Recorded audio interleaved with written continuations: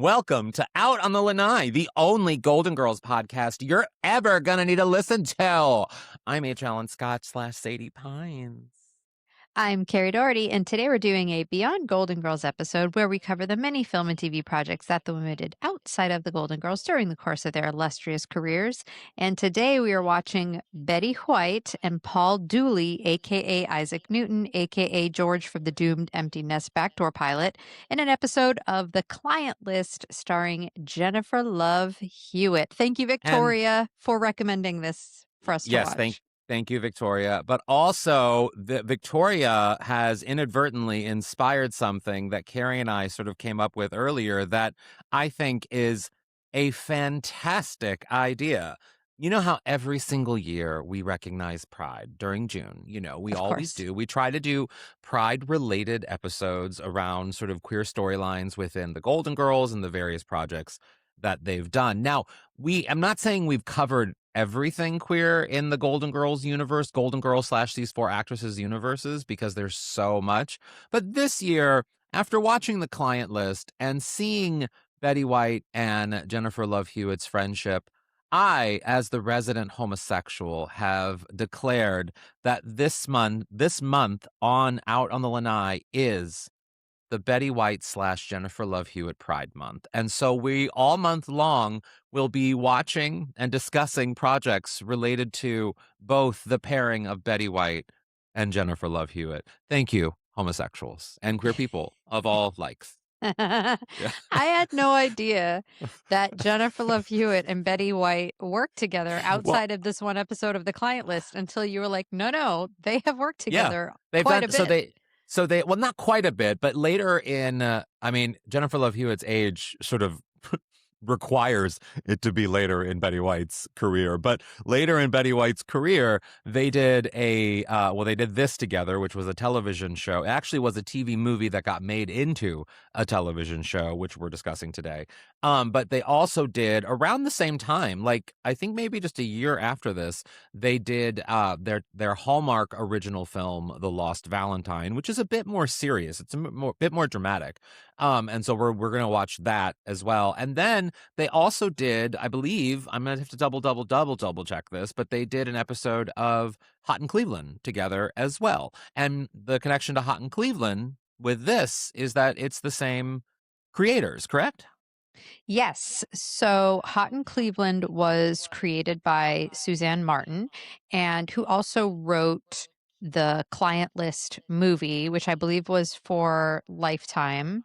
Yes. And then it was turned into a show, which ran for two seasons on Lifetime from 2012 to 2013. And it's based on a true story, or it's inspired by a true story? It is a fictionalized dramatization of a 2004 scandal in Odessa, Texas that followed Sam Horton, a mother of three who became a sex worker to meet her financial obligations. And what's so amazing, so all month long we'll be doing Jennifer Love Hewitt / Betty White Pride Month, which I think is the actual perfect way to celebrate Pride. Find another podcast that's doing Jennifer Love Hewitt Betty White Pride Month. And yes, I have DM'd her, but you know what? When we post clips of this, I would like all of you to tag Miss Love Hewitt as well. And we need to get her on this podcast to discuss her friendship with a Miss Betty White. I don't know her. I know people who do know her, and I have messaged her and the people that I do know her. But we're in this together. This Pride will be about getting Jennifer Love Hewitt on the podcast. That said, us watching this actually also transitions into a bit of what I'm going to discuss, what I'm going to share at least about my recent trip on the Rusty Anchor Happy Hour. Last week on the episode, we had, of course, Rachel, for talking about the fantastic new Death on the Lanai, the new Golden Girls cozy mystery, which is out now in bookstores, which you should go to your local bookstore, preferably a smaller bookstore, and get your copy of Death on the Lanai. It's very, very, very good. But on the Rusty Anchor that week, I talked about my trip to Puerto Vallarta, right? I think I did that. Yes. So for anyone who had the pleasure or displeasure of watching the Rusty Anchor Happy Hour last week when I was on a neighborhood How did they walk, respond? I was gone, so I don't remember. Oh, I have to look. I'm in a brain fog right now. But Okay. yeah, I was taking everybody on a walk of my neighborhood. It was a neighborhood tour walk. And I don't know if people got dizzy watching it. I was trying to keep the camera as steady as possible. We need to get you one of But those things. I'll give you one. I'm going to yes, gift you'll you give me a one. stick. Yes. So you had mentioned that you and Elliot were taking a trip to Puerto Vallarta, and Yes. you talked a lot about this in the Rusty Anchor Happy Hour. There was like a little bit of drama, I want to say. I don't know how much I can I can't say. say no. I won't say that on the main, but I will talk about that on the Rusty Anchor Happy Hour. That said, so we went to Puerto Vallarta as a guest of Trist Hotels, which is fantastic. It's a sort of a chain, not a chain. It's becoming a chain of sort of queer operated hotels in lots of major cities. It's coming to Fire Island. It's I think Palm Springs is on the list. Like there's a lot of places, but in Puerto Vallarta, which is very much a gay destination, not just a gay destination, but it is a popular gay destination in Mexico. We were guests there, and so we did that. And it's interesting that we're watching the client list because in the client list, Jennifer Love Hewitt plays a massage therapist, like a masseuse situation, who I don't know if I haven't watched the entire series because we only watched this one episode today, but I believe she may have unintentionally gotten a job at a place that maybe does happy ending situations. Correct? Am I inferring that correctly, I don't Kerri? know how she gets the job, but yes, that is what happens at her place Yes, of employment. because her place of employment, wait for it, is called the Rub. Thank you. And so, anyway, in Puerto Vallarta, everywhere you go in the gay area, there are men, very attractive men, standing outside of establishments that say massage, and they're all asking, massage? Wink, wink, wink, wink, wink, wink. And it literally the rub is everywhere. And my friend, Wow. a very good friend of mine that I saw also going to Puerto Vallarta, I didn't know he was going. We were on the same plane. His name's Brad Lokley. He will be on this podcast because he's a fan of the Golden Girls. He is one of the funniest comics you will ever see in your life. If you've ever taken an Atlantis cruise, you've seen You've seen Brad. Brad is a regular. He's been doing it now for maybe 20 years, I think, like crazy long time, working on the Atlantis cruise ships. And he was just going there to get away for a little bit in Puerto Vallarta, and he. He declared us walking around being bombarded by the rub and tugs is what he called them, and and so I will have stories. I didn't do a rub and tug, but I will have stories of Puerto Vallarta that may be inspired by some things that may have been seen on the client list. I haven't seen every episode, but yeah, there'll be stories, and there'll be one NSFW moment, which is actually very funny. But I had to do it. I had to do it, and I will only be sharing that on the Rusty Anchor Happy Hour. I cannot wait because the conversation that we had last week on the Roast Acre Happy Hour about this place and your Yeah. expectations, it was already very scandalous and wild. So I'm very excited. And because I haven't heard anything about this trip, so I'm very excited. Also, if I were there, I would be standing out a massage place. I would stand outside a massage place and I would say, rub for your chub. That's what I would say. No, you have to Chub you have rub. to do it. You have to do it like Angela Lansbury in Sweeney Todd, or not Sweeney Todd, Sweeney Todd, the musical. And just being like, "Rad for your chub, Rub for your chub. get in the oven." Um, I love that. I love that. So yeah, so that's what you'll be talking about on the Roast Anchor Happy Hour. I also am going to be sharing a little bit about this isn't I'm not gonna bring the room down. This is gonna be a very light, fun episode. But I did have a friend that passed away a couple days ago, and and he was a wonderfully talented musical theater guy named Owain Reese Davies. He was Welsh. And so I'm just going to pay a little tribute to him on the Rusty Anchor Happy Hour. He used to leave me birthday voice memos singing. So I'm going to play some of those. I'm going to show some photos and just talk a little bit about him and some of the really cool stuff that he's done. But yeah, definitely a very, very bright light that was sadly, snuffed out, which is very, very sad. But But you told Um, me that he would have loved all of the coverage that his unfortunate passing is getting, and that yes. sentence alone means that this person was a delight, had a wonderful sense of humor, and quite literally the definition of a memory being for a blessing, because if you can have that reaction, that light of a reaction to someone's passing in a joyful way, of course very sad, but in a Yeah. joyful way, and find that, that means they were a good light, and I think that's something to be shouted out and credited. Yeah, yeah. Yeah, So yeah, so yeah. I'll just be talking a little bit about him, and then that of course is all on the Patreon over at patreon.com/Golden Girls Podcast, where we'll also be doing our next live watch along party on June 20th. That's a Saturday. This is a Saturday one at 4 p.m. Pacific Standard Time, 4 p.m. Eastern Standard Time, 1 p.m. Pacific Standard Time. So we will be putting up the episode to vote for soon. Yeah, Yeah, and so I check have that out. I feel like we've had a very full opening of this episode, but I have one more thing to plug. Great. So if you I'm going to be in New York City June 10th through, well, whatever. I'll be there later in the week, but in I'll be at the Tribeca festival doing the 25th, honoring the 25th anniversary of Bridget Jones's Diary, which came out obviously in 2001, and I'll be there with Renee Zellweger and the director of the film, Sharon Maguire, and we'll be discussing the legacy of Bridget Jones's Diary, which I'm very excited about. So if you are in the New York area and you want tickets, you can go to my Instagram and click on the links in my bio and all that. Well, I'll put a link in this as well. And yeah, you can come see me in New York with Renee Zellweger, which will be lots of fun. Amazing. Yeah. Should we get to this episode? Because I have so much to say. Same. Okay, we'll be right back.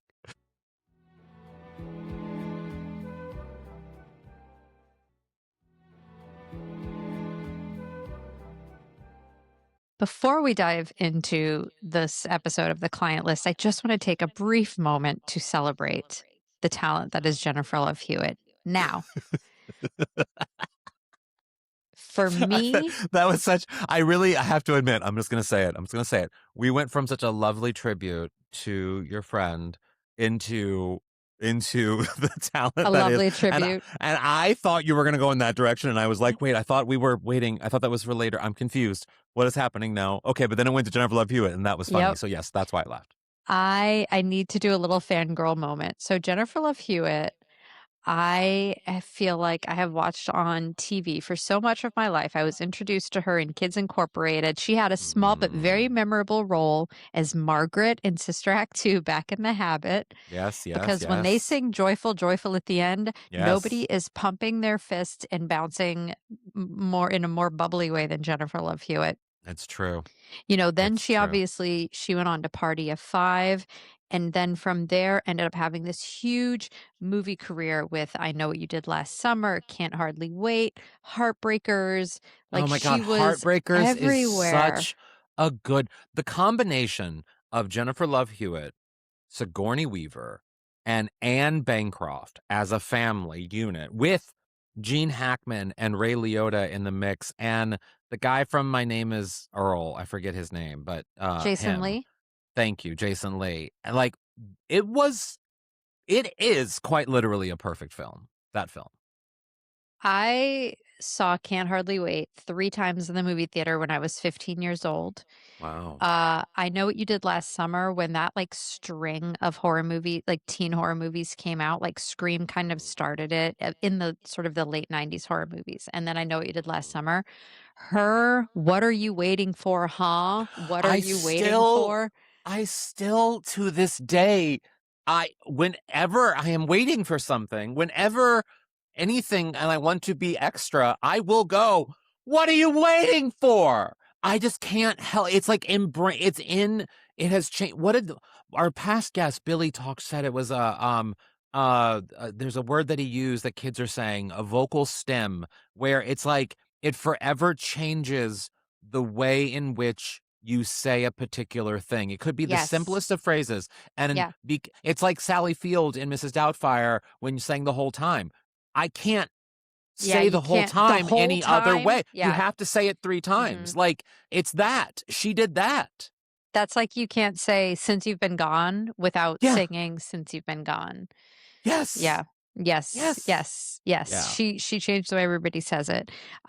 Jennifer Love Hewitt was such a star, with such a personality, with such a phenomenal, like, talent. Men wrote songs about her. Who wrote a song about her? Well, LFO, Girl on TV, she was in the music video. That song was about her. It was rumored that Your Body is a Wonderland by John Mayer was about her. I He has say that so that's another vocal stem that is something I just say where I just say my body is a wonderland because it is. There's Mhm. peaks and there's valleys and there's lots of shadows, lots of Al places to hide. Alice has been there, I rabbits. mean, and I'll talk more about it on the Rusty Anchor Happy Hour. Yep. It was rumored for a while that that song was about her. And Wow. then, even though she had this movie career going, she was like, I'm going to do music too. Like her Yeah. song Bare Naked, How Do I Deal? Those songs, I feel like for me, I think I might have been in college when those came out, but like I loved those songs so much. And I was actually listening to Bare Naked earlier. I was like, man, this was such a You hit. know, you know what's crazy about because the thing that made her truly, truly famous, I mean, originally, I would say the thing that exploded her was I Know What You Did Last Summer. But Yes. the thing that made her like unstoppable in terms of, oh, this person is going to be around for a while is Party of Five. When she joined Party of Five, she Mhm. wasn't part of the original unit, but she was, I think she came a little bit later and it just shifted everything. And what's so Mhm. interesting about Party of Five, we swear we're going to talk about Betty White, by the way, we will. But just expect this month. But the interesting thing about Party of Five, first off, I've never seen one episode, not one episode. And what I think is so fascinating is that show. I know so much about that show without ever having seen an episode of that show because every single person from that show became a massive part of the millennial generation's pop culture entertainment. From Scott Wolf to who was just so hot and to this day is just so sweet and hot, to Matthew Fox with like, I mean, Lost and everything that Matthew Fox has done. Nev Campbell with Scream, like insane influence. Mhm. Lacey Chabert, how do you say her name? Chabert. Chabert, like for like literally every one of the core people of that show, and then of course Jennifer Love Hewitt, like went on to define popular culture in the 90s and early aughts in a lot of Mhm. ways. Yeah. Yeah, and she was Crazy. part of that ensemble. Yeah. And then so she had these amazing music hits, and then she had her own show. She did the Ghost Whisperer for 5 years. Now she's on Yeah. 911. She's Yeah. still absolutely crushing it. So Yeah. I when we watched this show, there's a scene, I don't think I pulled it, but there's a scene later in this episode of The Client List where she's wearing, it's like very much of a certain time, and it is very much Jennifer Love Hewitt of a certain time, where she's got the long, incredibly flat iron straight hair, but like very Mhm. long and thick. And Mhm. she's wearing like a sparkly crop top with really low hip Yes. hugger jeans. And I Yes. was like, oh my gosh, this is such a snapshot of a very specific time Mhm. and a very specific Jennifer Love Hewitt that I'm absolutely obsessed with. Like that Jennifer, like that's like the bare naked, the how do I deal Jennifer Love Hewitt. Yeah. Um, Yeah. I yeah, mean, it's it amazing. it is watching this show. I'll admit I remember something about this show back in the day because I love a Lifetime. Like you give me a Lifetime, any era of Lifetime, sat. I am there, I'm watching. But with this show, what's so interesting about it is this cast is kind of stacked. It has Sybil Shepherd in it. Sybil Mm-hmm. Shepherd is in this show. The icon that is Sybil Shepherd. If you ever get an opportunity, I think she performs pretty regularly in Palm Springs, and I saw her, and it is batshit crazy fun. It is just one of those performances that you're just like, I don't know what I'm watching, but I am so grateful I'm watching it. She And and I then go to the same OBGYN office here in Los Angeles. I don't. I saw Okay, her. I don't saw say her the in which. the wait. Don't say the one. Let's keep that private. I'm not going to say the one. But I saw her in the waiting room and I was like, oh, and that's it. Yeah. Wow. Okay. And the other person that's in this show that I've always said, if they do a remake of The Golden Girls, if they ever do, which I don't think they should, but if they ever do, the person that should be cast in the remake is Loretta Devine. Loretta Devine would be a perfect Rose, would be a Mhm. perfect. Loretta Devine, she started her career on Broadway in the original cast of Dreamgirls alongside Jennifer Holliday and Sheryl Lee Ralph. And she is incredible. She is one of those, to this day, another one that I cannot, at the vocal stem, that I cannot say any other way than the way she said it. From Waiting to Exhale, whenever I'm walking away from a gentleman, I always say, is he watching me walk away? To someone, like, if I'm in drag and someone's next to me, I'll always be like, is he watching me walk away? And then when That's I look fun. around stupidly and say, he's watching. Yeah, I mean, Loretta Devine is just so, so good. She would make a really, really great Rose. She would. Speaking of, let's talk about Betty White in this episode. Yes. So, in this show, Jennifer Love Hewitt works at this massage parlor that does little winky stuff on the side. Wink, wink. And Paul Dooley, aka Isaac Newton, aka George of George Don't Die, he is one of her clients. Yeah. He was And also in Runaway Bride. He was so good. He's been in so he many things. he's been in so many things. I loved him in Runaway Bride. So Paul Dooley is in this episode and he plays Betty White's husband. And it's just They're if you never together on screen, though. they're Well, never together on not screen. technically. Yeah. Well, they sort of are. We'll get to that in a minute. Yeah.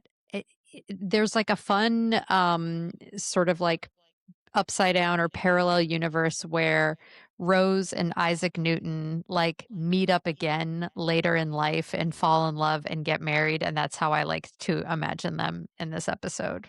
And spoiler alert, have a horrible marriage. I know. Have a very bad marriage, yes. I know. Well, should we show I want to show the clip so we have a couple Betty clips, but we also have the clip of Paul Dooley when he shows up for the massage. So I was like, we just have to see Isaac Newton. Yeah, we have to definitely. see him. Okay, let's play that clip. You know, Earl, I keep telling you I'm a professional. You don't have to keep your shirt on. The only person sees me naked is my wife. And the last time that happened, Johnson was president. Oh, come on. A good-looking guy like yourself, I am shocked. Well, her loss, I say. You play your cards right, and you could be the second Mrs. Hudson. Oh, well, be still my heart. Okay, what are we going to work on today? My hip's acting up again. I think I got a hitch in my giddy-up. Okay, well, let's see if we can unhitch it. Okay. You ready, Earl? Earl? Earl. So yeah, guys, he dies on the table. He dies. He dies very quickly. Immediately. He dies immediately. It's actually, when I was gone over this, because so the night before I fly, always, I have a lot of anxiety because I have anxiety over flying. And I start, my spiral of anxiety when it comes to flying starts with the plane crashing, like me thinking about the plane crashing and what that'll be like. And then I will randomly start thinking about friends dying, which is so horrible. And then I start thinking about myself dying.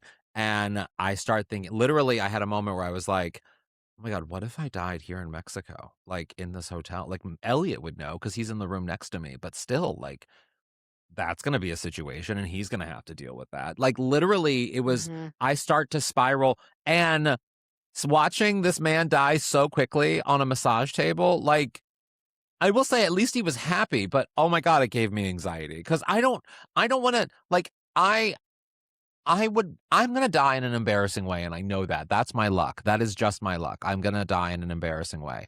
That said, I would not want to die on a massage table. Yeah, especially before you get the massage. Like if it's going to happen, it Yeah. would be nice if you could have at least already had the massage. Yeah. Yeah.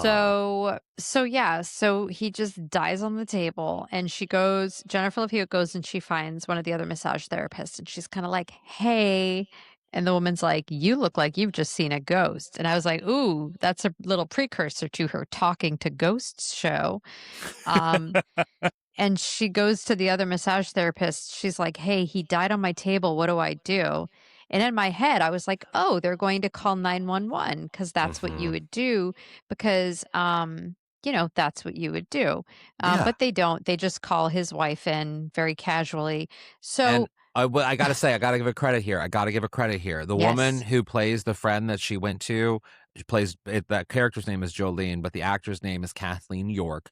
Kathleen York is actually a very talented, an Oscar-nominated talented musician. She wrote a song for the film Crash that was Oscar-nominated, and she Ooh, also was in The West Wing. She played hey, Toby's ex-wife, I think, or girlfriend or wife, I don't know, but in The West Wing as well. So she's actually a fun. very, very successful actor, musician.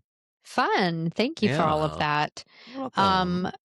So I had one quick thought about the fact that they call Betty White and not 911. So I didn't even think about that. Oh. I mean, she is not a medical professional She's in the way that wearing wedges to massage someone. She's wearing wedges to massage. And yes, I know she's giving a lot of rub and tugs, but like she's wearing wedges. She has a face. I am obsessed with this 2010 makeup / editing of a show because it's the Grey's, I call it the Grey's Anatomy effect on shows in that there is music constantly. There Mhm. is never and yes, there are moments where it gets quiet to like show drama, but like for But the there's most music. part, there's always that subtle music and there's just Mm. never any quiet. Yeah. And it really, it's a thing that I think Grey's Anatomy started and it just everyone started doing it. Mhm. Yeah. Well, I think under that subtle music could have been a man lying on that table who just had a faint pulse and shallow breathing. And maybe was alive and needed And medical maybe treatment. was alive for a Yeah. while and just needed Yeah. medical treatment. Like he could have been in a deep, relaxed sleep. He was there for a massage. Yeah. So they call his wife, Betty White, and she comes in and she shows up. It also kind of reminded me of the episode where Rose has a dead man in her bed, just because, like, Yeah. Yeah. Yeah. and his name is Earl. So Betty shows up and she just, again, I feel like Jennifer Love Hewitt must have just called her and said, like, "Hey, Earl would love to see you. Can you come by?" Because Betty shows up and she's like, "Wow, this is such a nice place. Earl loves it here. When do you think he'll be done?" Yeah. And Jennifer Love Hewitt goes, "Well, Earl is done for good." Okay, I have questions. Ooh, yeah. Yeah, Earl is done for good is Which sounds like she like kicked. the Chick song. It sounds like the Chick song basically. That's the follow up to Earl is dead. Um that's the rejected title for Earl. Oh my What's the God, name of the Earl is song? done. Earl is dead. Yeah. Anyway, no. What's crazy is if my husband was going to get massages at a place called The Rub, which I'm sorry, I don't care, gay or straight, I don't care what you enjoy in your life. You hear a massage place called The Rub and you're thinking it. You're just thinking it. You're thinking what I'm thinking right now. And then when she shows up at The Rub and she sees this woman, and listen, I don't want to shame anyone on their bodies or their appearances because I'm all about being as extra as possible. But if my husband was going to a massage therapist at a place called The Rub and the woman was wearing a short skirt, wedges, and a full face of makeup, like and a push-up bra, I may question things. Mm. I may have, to quote Meryl Streep, doubts. Well, I think maybe we know why Betty White wasn't that concerned about what Earl was doing at the rub, and we're going to find out with this next clip that we play. Go on, girl, just rip the Band-Aid off fast. Okay. Earl is dead. Ruth, honey, you okay? Oh my God, she's in shock. I know. This must be so difficult for you. Are you kidding? It's the best news I've had in 50 years. As I was watching this, I was thinking, I was like, man, I really hope Stan wouldn't have that reaction to just like laugh. Well, what's so interesting about this Betty White moment is, and what I'm obsessed with the production of this show because it listen, Lifetime didn't have a lot of money like to produce shows like this. I mean, the series only got like a 10 series order. So like and we know this, like, you know, when you're on basic cable and sometimes budgets are tight, production is quick and you got to be quick with things. And you're not having a long time to worry about everything. But like, I'm watching this close up of Betty White, gorgeous Betty White. And she's wearing a very flattering, I think, like teal and like a yellow cardigan. And her very lips are flattering so colors. like just her perfect color of red. And it's she just looks so good. But she did have a bit of a runny nose. And the production was so, you could tell that the production's so quick that maybe someone just didn't notice that, or they didn't have enough takes to get one without the runny nose. Because there was a moment where the runny nose goes away, but I noticed it in watching it. And I mean, I don't mind it at all. I'm just thinking like it's so interesting to me watching something like this. And I'm obsessed with someone like Betty White, I'm obsessing over how Betty White looks in this moment. But because obviously it's a Lifetime budget and you have to really, you know, and you're trying to hope that the show's successful enough that it gets a pickup for a second season, you know, you do the things you have to get through and you have to put it out there. And guess what? It worked because Betty, even if she had a bit of a runny nose, she delivered that line and she made you believe that she did not give a fuck about that man named Earl. She did not care. My name is what? Yeah, I don't know. I have a lover. Oh, I do think I agree with you on like a production standpoint. I think Betty probably worked like half a day on this. She's not in it very much. And proudly too. She probably did it. I mean, I don't know the exact dates of when Hot in Cleveland started and this went into production, but Hot in Cleveland started in I think 2010.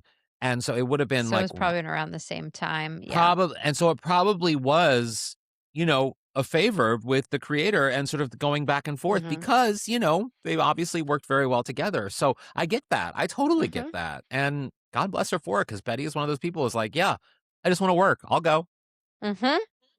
So, after this moment, Betty and Jennifer Love Hewitt do something that I would never do, which is sit with the dead body and chat like you're in a coffee shop. I also want to point out Jennifer Love Hewitt, her Southern accent, I think is really good. I think that some people, when they try to put on a Southern accent, they put it on a little too hard. And I thought Jennifer Love Hewitt's was like a nice, like little chef's kiss of a Southern accent. It wasn't too hard in the paint. I really enjoyed it. Yeah, I mean, she's Jennifer Love Hewitt. She's the Meryl Streep of basic cable. She's everything. And I do think that she can do anything. That's my take on Jennifer Love Hewitt. Yeah. Yeah. So Betty tells her that her and Earl got married when they were 19, and she says that the first few years were good, and then she says, Wait. Let's leave it on a spoiler because we need to take a break. And I think that's a great place to for anyone who hasn't seen this episode. You're going to be shocked by where this relationship went, y'all. You're going to be shocked.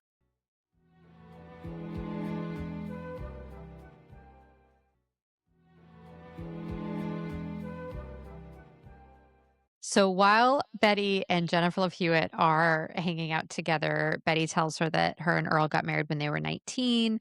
The first few years were good, but then, like a quality bathtub, the love went straight down the drain, What a and they good didn't line. believe in divorce. Yeah. So here's where Jennifer Love Hewitt starts asking her a little bit more probing questions about their marriage, and I I love everything that this is like classic fun Betty White that we get right here. Yeah. And you know what? What's so great about this show's tone? I mean, the show about a happy ending, a drama, if you will, about a dramedy, I guess. Well, no, it's a drama about a happy ending massage place, essentially, is kind of right up Betty White's humor alley. You know what I mean? It is just the things that Betty White could probably come up with, the lines in response that she could come up with to half the characters in this show would be epic. She's perfect for this. I mean, why didn't you leave or get a divorce? In my day, dear, you didn't do those things. Instead, I got Bud. Oh, a dog? They do make great companions. Oh, no, Bud is my lover. And he treats me real nice. He takes me to Cracker Barrel every Sunday morning. Ah, the things that man can do with his tongue. Downright illegal. Well, I think that's long enough. Earl was a real cheap ass. Here, this is for you. I doubt he ever tipped you. Well, where are you going? To find Bud, of course. Tell him the good news. We can get married.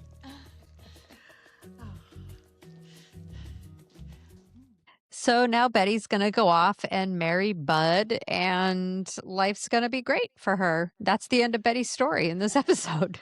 That's it. I texted Kerri after I continued watching, of course. I watched the entire thing, but like within 10 minutes after Betty left, I got the feeling she's not coming back. Yeah. I was like, I don't think she's coming back. And it made me sad because I wanted more Betty White. I know. I mean, we always want more Betty, but yeah, there was so a lot of this episode centers around, so this was the season 1 finale, and throughout the course of the season, Jennifer Love Hewitt has a husband named Kyle who walked out on her and her 2 kids a year earlier. And in this episode, he ends up showing up and causing a lot of drama because everybody was like, dude, where have you been? Yeah. And so in the meantime, and again, I never watched the show. So I didn't know who the characters were. I was going into it completely blind. So as I'm watching the episode, Jennifer Love Hewitt is dating this other guy. So she has the her men in estranged this husband, are Kyle. so cute, by the way. They're all incredibly hot. Yes. So the guy who played her estranged husband and her new boyfriend, they looked so similar that every time she was in a scene with one of them, I'd be like, which guy is that? And at first I was mad at casting because I was like, this is confusing. Why would you cast 2 men who look so similar? Until I realized her estranged husband and her boyfriend, because this is a drama, are brothers. And then I was like, well done, casting. They do look like brothers. I can't tell them apart. Yeah. Yeah. So in the guy who played Kyle's brother, her boyfriend, there's a scene where he confronts Kyle about him running out on everyone. And I was like, give this man an Emmy. He's doing such a great job. You guys should just watch this episode because it is actually really, really good. The acting the actors in it are great. I mean, I'll watch anything. You give me Sybil Shepherd, I'm game. Let's go. I'm ready and willing. I loved Sybil, the sitcom Sybil, oh my gosh, me so too. much. I also loved her performance as Martha Stewart in the TV movie about Martha Stewart, which if you've seen the cutting up is like CBS Mornings when she finds out about her trial or whatever, like her arrest or whatever, like that. It's really funny. It's not meant to be funny, but it is very funny.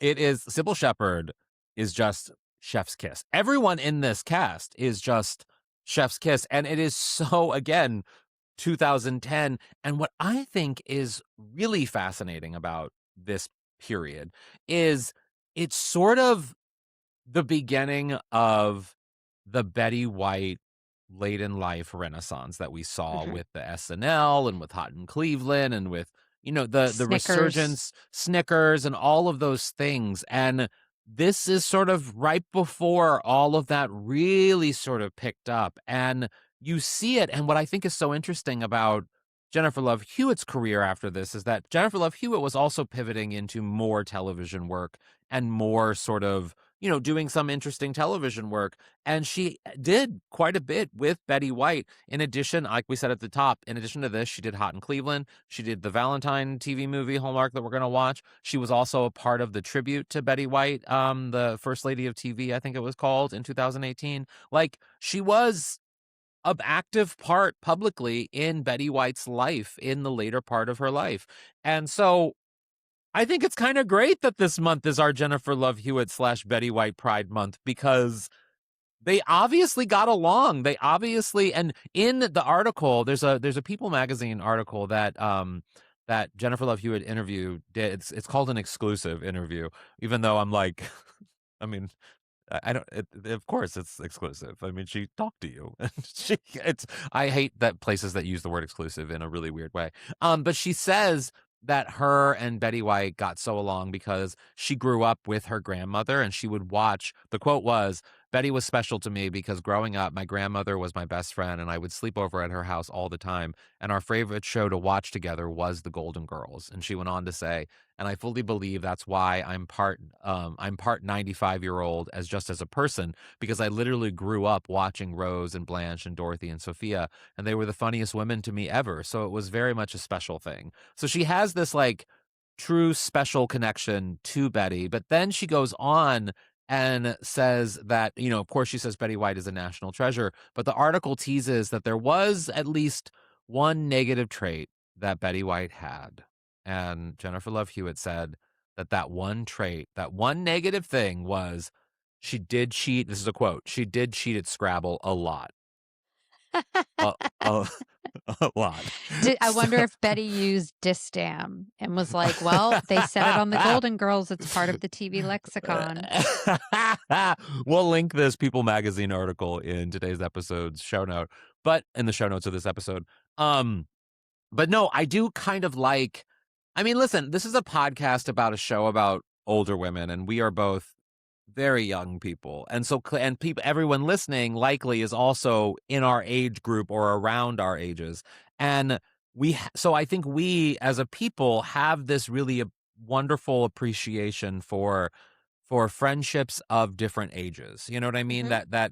That we see older people, and we don't see them just as older people. We see them as active, funny participants of our lives in a lot of ways. I mean, one of my best friends is someone who is 80 years old, and I lived with her for many years. You all know this. And so she is, we see older people in a different way. And I think this friendship between Jennifer Love Hewitt, who clearly is much younger or was much younger than Betty White, that's sort of a beautiful thing. It's a beautiful thing to see and to have. And it wasn't just like, oh, I respect this. Of course she respects Betty White, but it really was like, oh, just two people who got along. You know what I mean?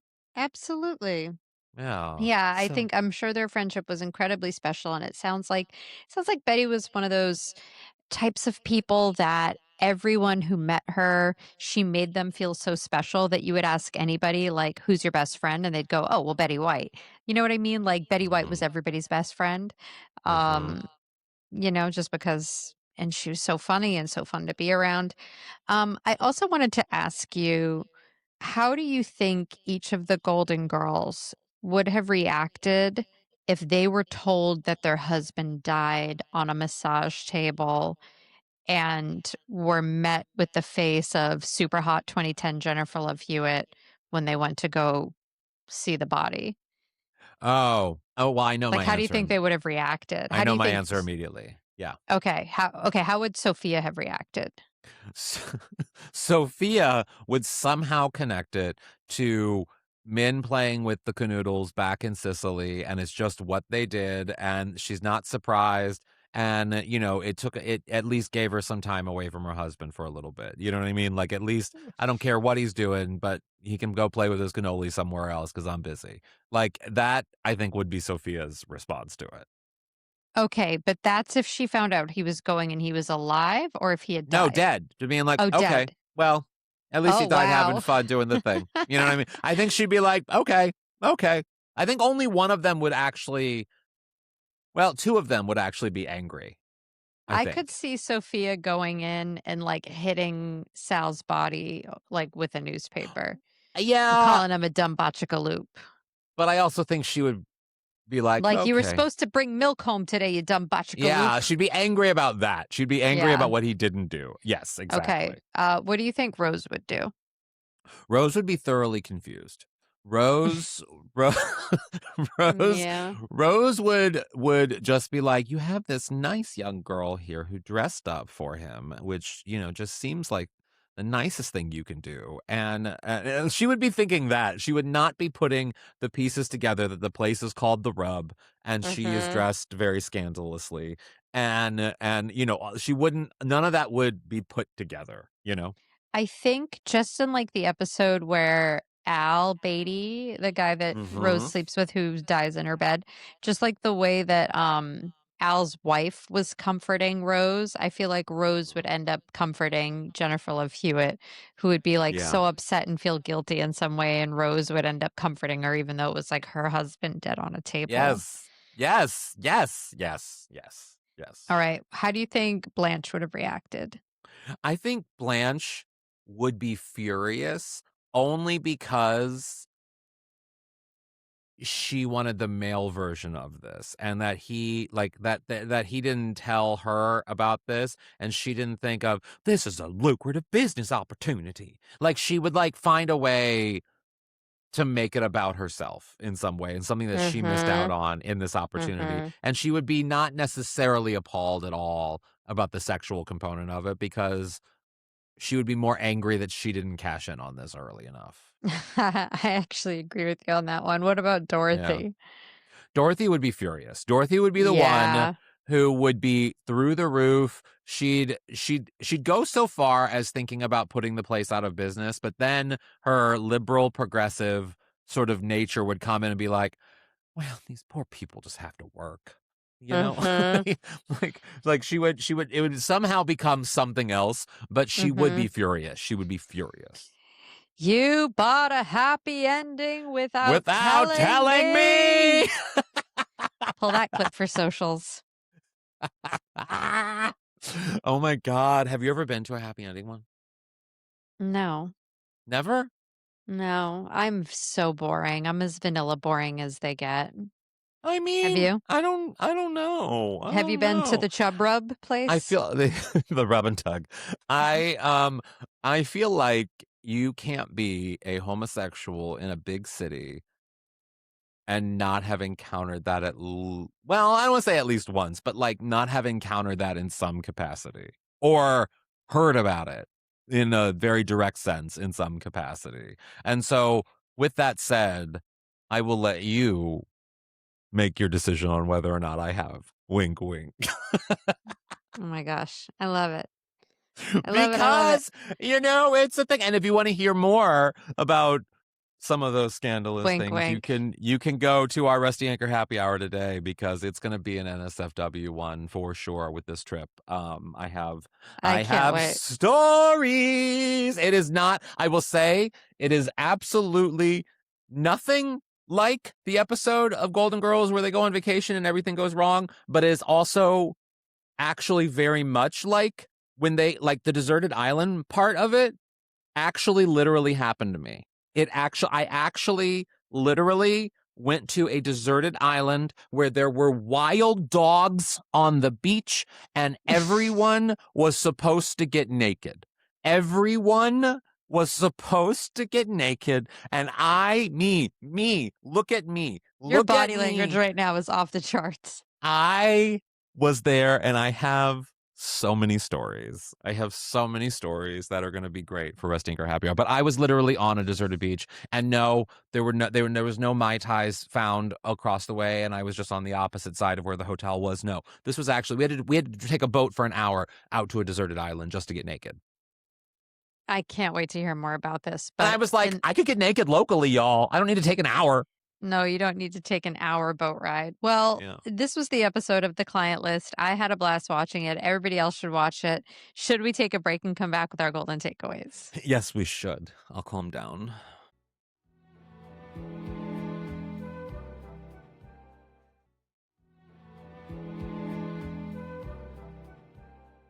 And we are back with our golden takeaways, which is a nugget of truth or inspiration you can apply to your lives or the lives of our listeners. Kerri, what's your golden takeaway from this episode?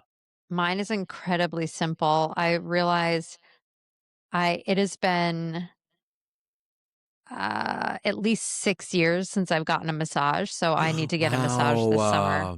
You do. You very Yeah. much do. It's I support that.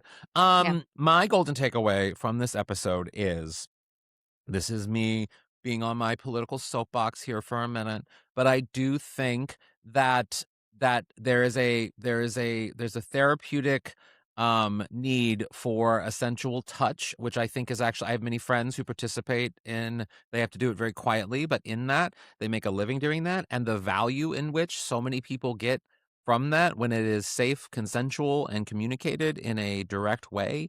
And it is just so immensely helpful to so many people that I hate that it's criminalized. I actually hate that it's criminalized. And there's a great film, I'm forgetting the name of it now, but it was Helen Hunt got an Oscar nomination for it, and she played a sex therapist that her actively having sex with her patient was actually part of her therapy, and it's very controversial. And the person was disabled, and she was, it was both therapeutic, but also like there was a sexual component. And I just think we criminalize people who work in and around sex in a way that I think is just so shaming and wrong. And I think that if we find ways to do it in positive, therapeutic, healthy ways and communicate it in a way that actually can be beneficial, I think a lot of us would be a hell of a lot better. I think we'd be a lot nicer. I think we'd be a lot calmer. I think we'd be a lot more fulfilled in our relationships. I think so many things would be better if we just stopped shaming people for wanting to make a living through sex work and also make a safe, consensual living through sort of sexuality in their own kind of way. That's my soapbox. That's great. You stay up on that soapbox. Don't you dare get down. I won't get down, but I'll get off. Hey! Well, guys, we made it. We made it to the end. This has been another episode of Out on the Lanai. Thank you all so much for being here with us. We'll catch you back here next week for more Golden Girls greatness. And remember, you can check out the GGVIP Club over at patreon.com/Golden Girls Podcast. You can sign up for as little as $5 a month. You get bonus episodes, ad-free episodes, tons of interviews with Golden Girls cast members, with writers, live watch along parties, which again, we're going to do one on Saturday, June 20th. Yes. So keep an eye out for that on the Patreon. And yeah, thank you all so much. And we are part of Mom, Moguls of Media. Go support Mom Plus, especially during Pride. Go support Mom, because they have, it's a podcast network that supports a lot of queer artists and a lot of queer people doing great queer things. And so this month especially is a great month to go support Mom, Moguls of Media. We're a part of it. And you can also follow us on social media at Golden Girls Pod on Twitter, Out on the Lanai Official on Instagram, Golden Girls Pod on Facebook, and I am HAlanScott /Sadie Pines on everything. See me in New York next week at Tribeca Festival. Woo woo! And if you want to do something else nice for the podcast, you can leave us a rating and review wherever you get your podcast. It really, really does help us out. And remember, as always, stay golden. Bye.